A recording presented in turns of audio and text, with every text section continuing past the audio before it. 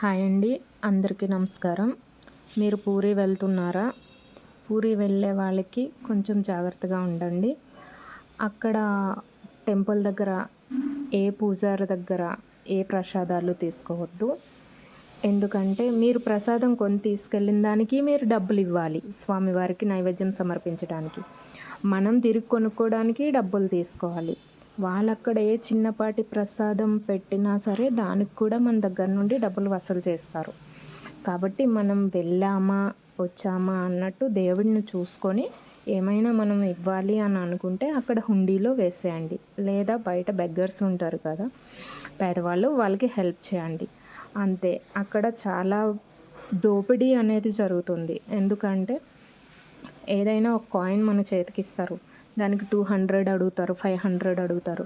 ఒక red ribbon మన మెడలో వేస్తారు, దానికోసము 500 అడుగుతారు.